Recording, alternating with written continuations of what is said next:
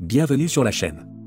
Aujourd'hui, on vous embarque dans un voyage exceptionnel à travers les résidences les plus chères et les plus impressionnantes de deux présidents congolais, Félix Tshisekedi et Joseph Kabila.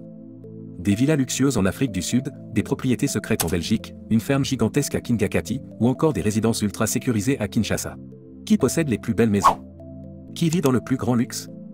Restez jusqu'à la fin pour le découvrir. Et surtout, n'oubliez pas de vous abonner, d'aimer cette vidéo et de nous dire en commentaire quelle résidence vous a le plus impressionné.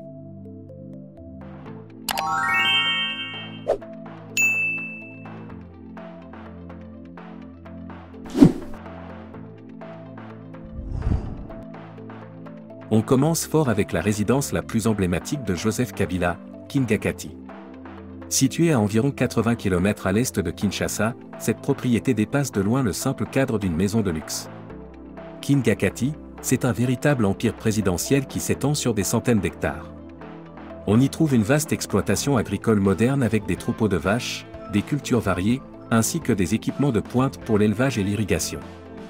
Mais ce qui rend ce lieu encore plus impressionnant, c'est son rôle politique stratégique. Bien après avoir quitté la présidence, Joseph Kabila continue d'y recevoir discrètement les membres influents de son parti, le FCC, Front commun pour le Congo. C'est ici, à l'abri des regards, que se prennent des décisions politiques majeures. En juin 2023, c'est depuis Kingakati qu'il a lancé une déclaration politique choc, dénonçant la dégradation sécuritaire du pays et affirmant son retour sur la scène politique. Kingakati, ce n'est pas seulement une ferme, c'est le cœur battant de l'influence post-présidentielle de Joseph Kabila.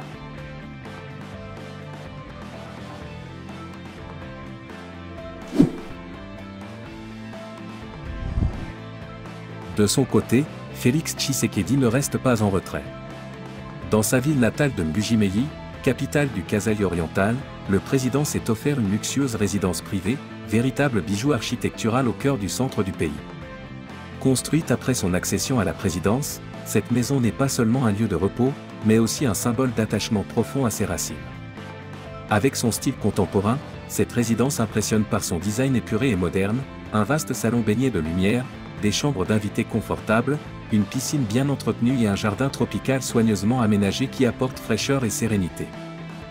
Située dans l'un des quartiers les plus paisibles et sécurisés de Mbuji-Mayi, cette demeure incarne l'idée qu'un chef d'État peut valoriser sa région d'origine tout en mettant en avant le développement local. Pour beaucoup, cette maison est perçue comme un message fort, celui d'un président qui n'oublie pas d'où il vient, et qui reste proche de son peuple, même au sommet du pouvoir.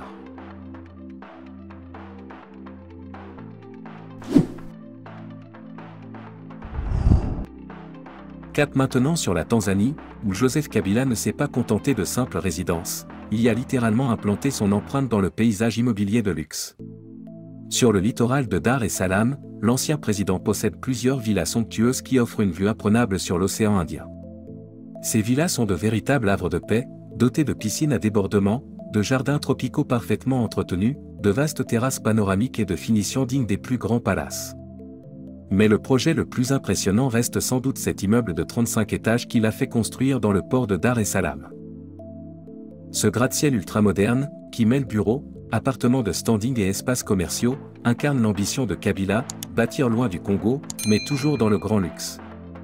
C'est un investissement colossal, évalué à plusieurs dizaines de millions de dollars, qui illustre parfaitement sa stratégie d'expansion internationale dans l'immobilier haut de gamme.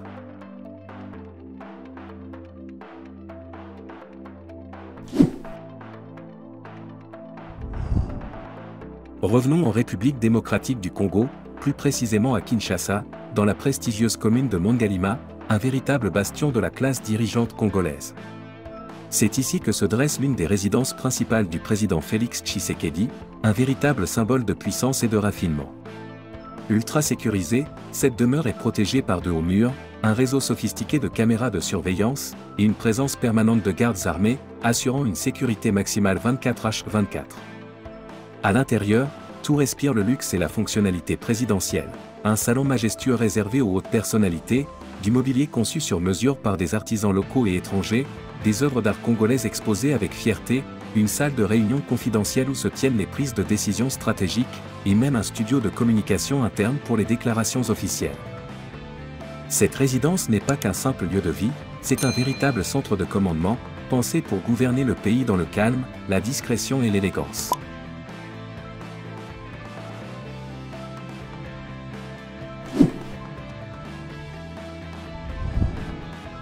Direction la Namibie, à Breakwater, une région paisible et verdoyante située à quelques kilomètres seulement de Windhoek, la capitale.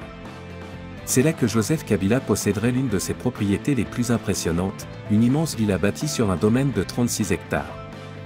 Perchée sur une colline, cette résidence offre une vue panoramique à couper le souffle, embrassant les vastes plaines namibiennes. L'architecture mêle le style des palais présidentiels africains à des influences européennes, avec des colonnes grecques, des fontaines majestueuses et des sols en marbre. Le domaine comprend également des écuries, des vergers luxuriants, des jardins parfaitement entretenus et des installations de grand standing. Peu de clichés ont filtré dans les médias, mais selon plusieurs sources, cette villa ferait partie des plus grandes résidences privées d'Afrique australe détenues par un ancien chef d'État. Un symbole de pouvoir et de richesse, niché dans un écrin de nature et de discrétion.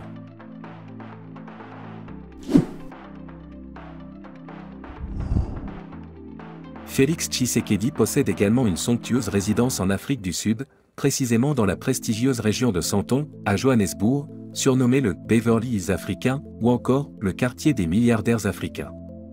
Cette villa, bien que discrète et protégée des regards indiscrets, respire le luxe et l'élégance.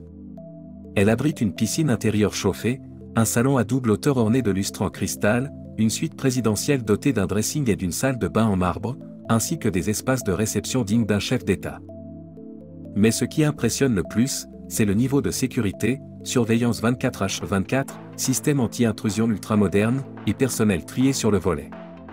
Cette résidence offre à Tshisekedi non seulement un havre de paix lors de ses séjours en Afrique australe, mais aussi un cadre idéal pour recevoir des personnalités politiques et économiques, dans un confort qui répond aux standards diplomatiques les plus exigeants.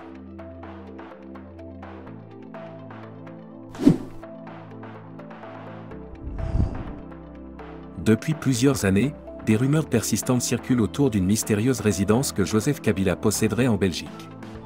Bien que jamais officiellement confirmée, cette maison serait située dans la très huppée et paisible commune de Waterloo, un lieu prisé par les personnalités fortunées pour son calme, sa sécurité et sa proximité avec Bruxelles. Selon plusieurs sources, Kabila s'y rendrait fréquemment, que ce soit pour des raisons personnelles, médicales ou même politiques, loin des regards indiscrets. La villa, supposément discrète mais équipée de toutes les technologies de sécurité modernes, renforcerait le profil d'un homme de pouvoir habitué à l'ombre, préférant agir dans la discrétion plutôt que sous les projecteurs. Ce mystère alimente ainsi l'image d'un Kabila stratège, insaisissable, qui continue d'exercer une influence en coulisses tout en gardant ses véritables lieux de résidence à l'abri des regards et des enquêtes.